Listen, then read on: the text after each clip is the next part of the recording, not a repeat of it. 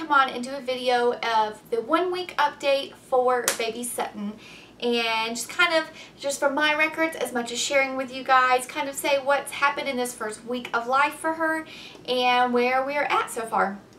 So she was born on July 20th at 3:36 p.m. I went back at 3 o'clock for my C-section, and she was born at 3:36. She weighed 1 pound 9 ounces and was 13 inches long. And when she first was born, they told us, you know, be prepared that she may not cry. We may not be able to hear her cry because, as you've seen in my past videos, she has IUGR, and so even though developmentally she was at 29 weeks, well, pretty much 29 weeks, physically she was the size of like a 24 or 25 week baby.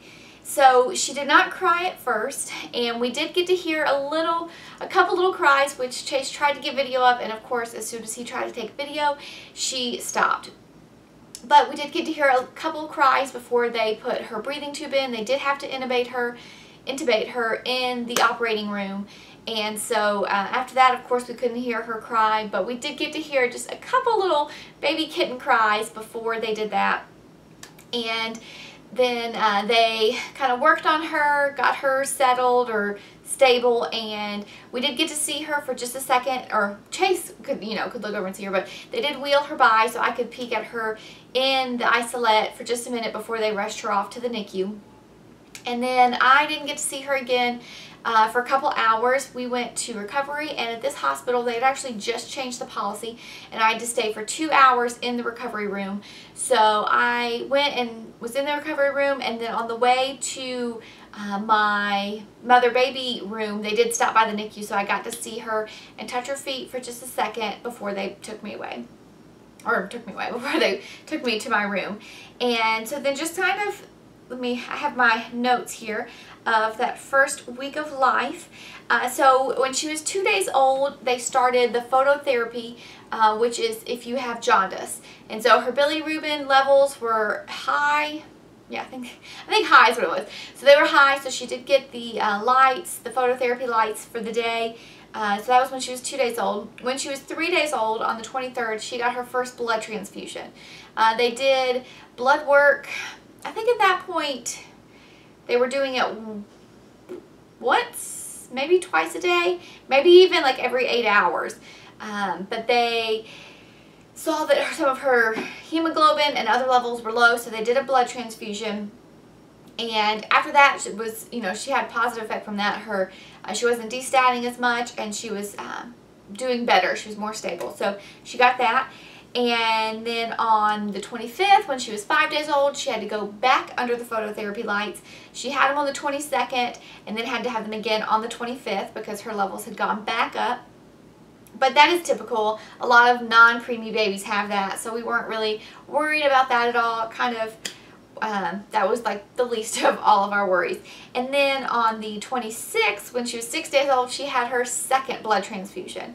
And luckily, because she's so small and there's so little blood, when they're taking blood to run tests and other things, she loses a lot for her body, the volume of blood in her body. Can't think of the word that they use for it. So, they have to do blood transfusions, but it's not a full thing. It's just a little bit of blood that they put back in, and it actually, she was the same donor, same bag that she was able to use for both of those blood transfusions. And then, let's see. Also in that first week, so when she was 3 days old, they weigh babies in the NICU, or at least in this NICU, on Monday, Wednesday, and Friday. So she, on the next Monday, on the 23rd, she weighed 1 pound 8 ounce. She had lost 1 ounce. And then on Wednesday, the 25th, she had lost a little bit more, and she was down to 1 pound 5 ounces. So they weren't really worried about that, she still kind of was in the range, and they had expected that.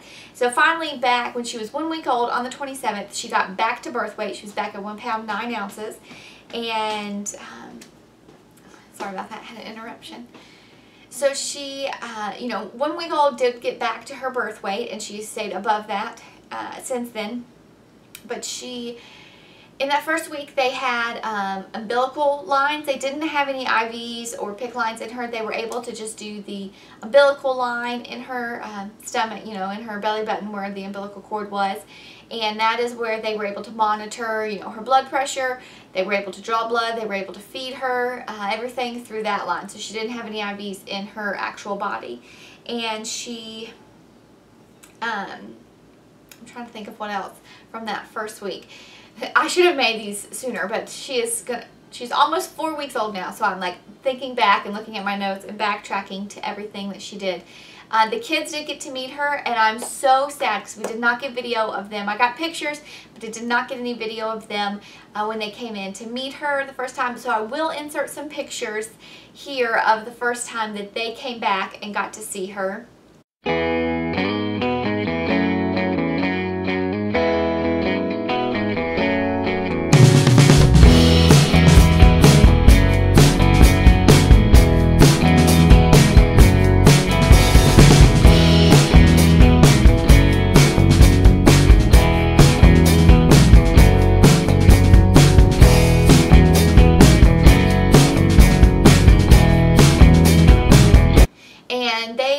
Great. You know, we were really kind of nervous about how they would do coming back there, seeing her in the isolette, seeing her with all the tubes and wires, and as tiny as she was, but they did phenomenal. Like, never questioned it. You know, we tried to prepare them. We showed them pictures before they went back there to see her, and they did great. They love going. We don't take them very often, but they do love going back there and seeing her. Nobody got to hold her that first week. I did not get to hold her. Chase didn't get to hold her. We were able to do kind of like a touch time, which for first week of life, she had 2 touch times at 8 and at 2. And so that's when they would, you know, they would feed her every 8, 11, 2, and 5. But then as far as changing her diaper and really touching her, bothering her at all, was only the 8 and the 2 p.m. or 8 and 2 a.m. and p.m. So if we were there, I would, because Chase did not, that first week Chase did not do it at all, but I was able to change her diaper, take her temperature, kind of clean off her mouth a little bit with a swab, and then I literally could just like cup her. And I couldn't do it every time. Really kind of depended on her and how she was doing as far as like her oxygen levels and her heart rate. But I could just like cup my hand on her head and then either hold her legs up or just hold her arms, you know, kind of like put her arms on her stomach or on her chest and just hold them down and kind of give her those boundaries and just kind of give her comfort. And that's as much as I could do. And so I, of course, did that every chance I could get. But the 8 a.m. and 2 p.m. and then, you know, especially when we were in the hospital, we'd go back at 8. But it was hard coming home. I came home on Tuesday when she was 4 days old. I stayed at the hospital as long as I could, but then I came home and the hardest day ever, having to leave her there in the hospital.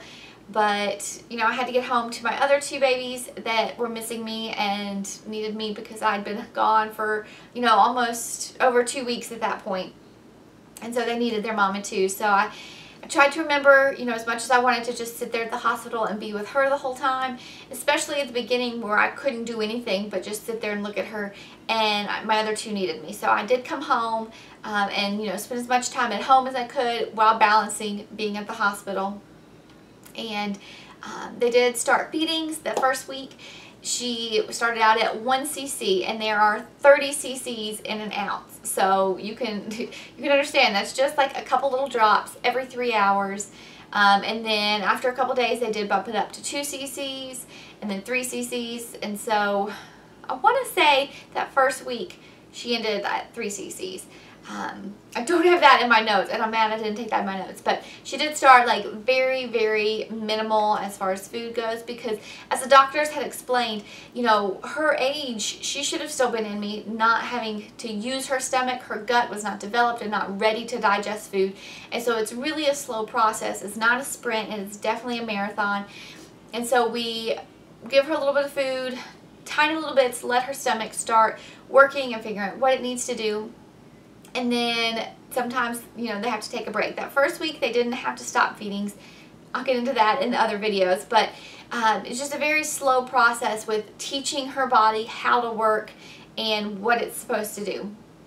So that is the 1 week update on baby Sutton in the NICU, and stay tuned for other updates. See you guys later. Bye.